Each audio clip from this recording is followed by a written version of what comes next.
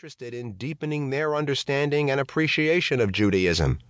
Knowing more about Judaism brings Christians closer to Jesus, because Jesus lived and died as a Jew and consistently quoted Jewish scripture and stories.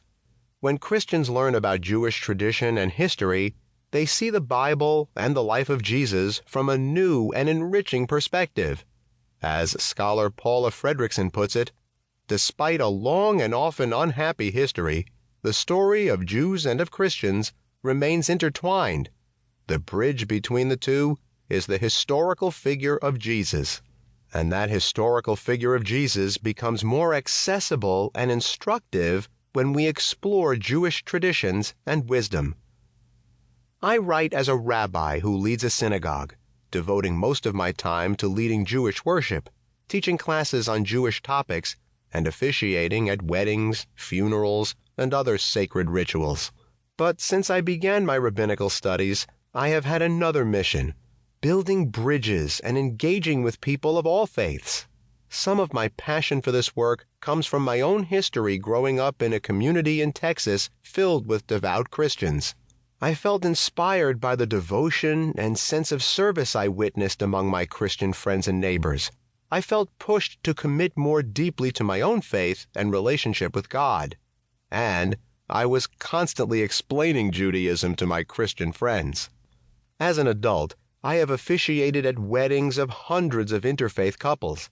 The conversations I had with them, and often their extended families, explored the role of faith in their lives. The women and men I've performed marriages for had questions about God, holidays, raising children, the best ways to talk about God in their home, and so much more. In talking with interfaith families about such topics, my aim has not been to convert the Christian partner to Judaism. Rather, my aim is that everyone in the conversation, including myself, might find a closer relationship with God and a deeper understanding of the roots shared by Christians and Jews. And I hope that exploring the riches of the Jewish faith tradition can foster bonds focused not on the troubled history between Jews and Christians, but rather on a future in which we share wisdom with one another. Judaism and you. Our investigation of Judaism begins with the Jewish approach to God. What do Jews believe about God? Why does God allow bad things to happen to good people? What do Jews say in prayer? We continue by looking at the sacred Jewish texts, holy days, and daily practices. We also explore what happens in a Jewish synagogue and home, and what Israel means today for Jews. We conclude by answering some of the pressing and timely questions people ask me about Jews and Judaism. But this book is not just about Judaism and the Jewish people. It is about you. It highlights the morsels and insights of the great Jewish sages that can help you live a richer and more meaningful life.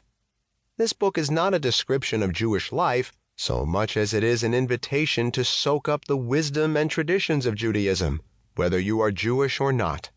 Indeed, throughout this book's explorations, we'll focus on what people of all faiths can learn from Jewish wisdom and practices. In this way, our explorations riff on and respond to God's words to Abraham in the Bible. All the nations of the world shall be blessed through you. Genesis chapter 12, verse 3, author's translation. Some rabbis over the ages have interpreted that to mean Israel will bring blessings to the world, or that nations that accept Jews will prosper.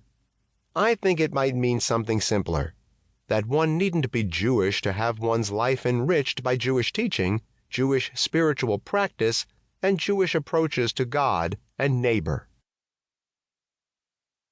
1. God. What is the sound of God's voice? Does it have a certain timbre and vibration?